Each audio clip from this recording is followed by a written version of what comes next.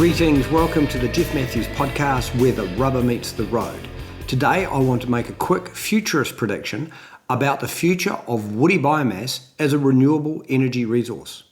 Now, woody biomass has been in the news down under recently because in December, Australia made a bold policy decision to reverse its previous decision to classify woody biomass as a renewable energy source. Why this is important is that there was an industry, a fledgling industry that's been stopped dead in its tracks to make wood pellets out of indigenous forests and to use those wood pellets to burn in coal-fired power stations. Now, this may immediately raise a whole lot of questions for you. Firstly, is burning wood good for the environment? Surely wood releases carbon. Yes, it releases carbon. Why is it classed as a renewable energy in the first place? Because there was a circular economy argument that the carbon released by burning the wood would be absorbed by growing new trees and over time. And over time is the issue. And that's where the critics, that's where the critics should be listened to in some respect, because it's going to take at least 10 years, minimum 10 years, to absorb any carbon. And indigenous forests are generally slow growing, and depending on which part of the world, but in New Zealand, it's 500 years to grow a tree, 500 years to grow a native tree. And so if you burn that native tree today, you release the carbon instantly, but that carbon's not going to be reabsorbed for another 500 years. Now, that's not going to get us to 1.5 degrees. It's not going to get us to our 2050 goals. So strong argument that, even though it may be carbon neutral over a long period of time, that's not going to help us some. So at best, woody biomass is a transition fuel. It's like gas. It's like it's meant to help us get there, and it's meant to be better than burning coal. But there are critics that say it's not better than burning coal because there is another reason. Is that if it's classified as a renewable energy resource, it obtains a subsidy. And that subsidy means that it could lengthen the life of the coal-fired power station because it's reducing the costs because they're not paying carbon tax. So you've then got it, is using woody biomass to burn in coal-fired power stations actually worse than not using it at all? The answer is yes. It's a complete logical argument that it's worse because it's actually lengthening the time that coal-fired power station would be open. Now, it's not such a big deal in Australia at the moment because out of their energy mix, I think 29% was from renewable resources. Only 1% was from woody biomass.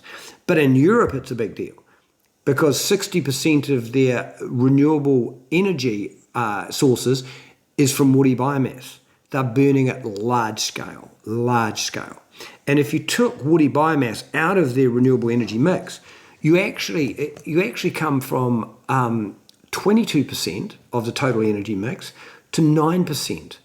So really there's only 9% of Europe's total energy mix is from clean renewable energy resources.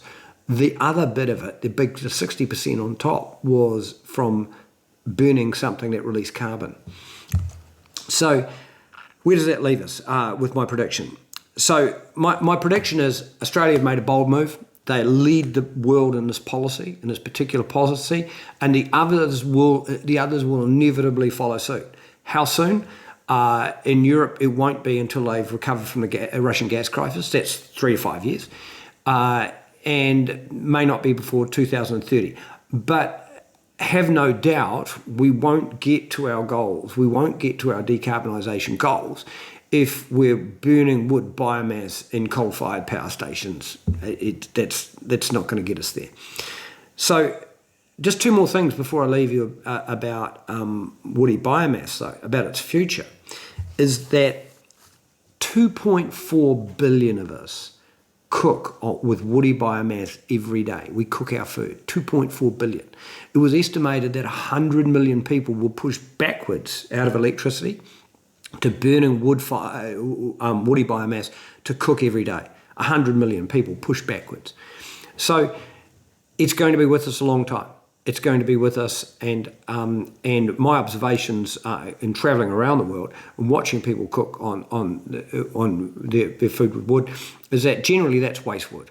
That's wood that would otherwise just rot on the ground. And this waste wood brings up the second point: exotic forests. So in New Zealand, we've got a large amount of exotic forests, and those exotic forests create a large amount of woody biomass, slash, in other words, where they slash all the branches off the trees, they take the tall timber, and that's exported as logs, and they leave the slash on the ground. And that is creating a major environmental hazard. We've had some catastrophic floods in New Zealand, and where that slash has been washed down off the hillsides, washed into the valleys, caused catastrophic damage in the valleys where the populations live. And it's something that New Zealand will have to get on top of. It's going to be painful. We're going to agonise over it, but I've got no doubt that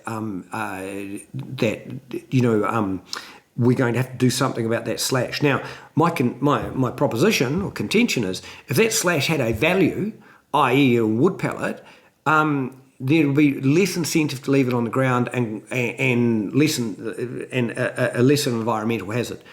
So there are, and I know that there is a wood pellet industry growing in New Zealand where they're using them to fuel, say, boilers in schools which were burning oil are being converted to wood pellets. And I think there's a legitimate argument that wood waste is better being burnt and in an exotic forest that's replanted and can absorb it relatively quickly, then rotting on the ground is still going to release its carbon and being an environmental hazard.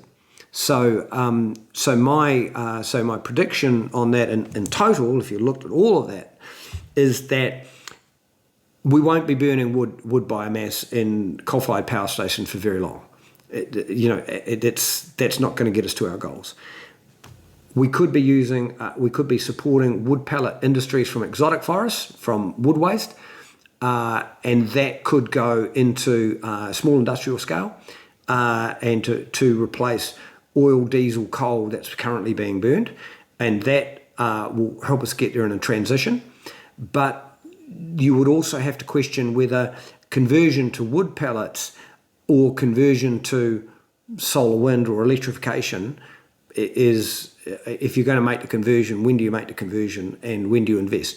So it could be as a transition fuel that until plants run their lives and are out and are replaced, but it's not something we're going to be doing long term.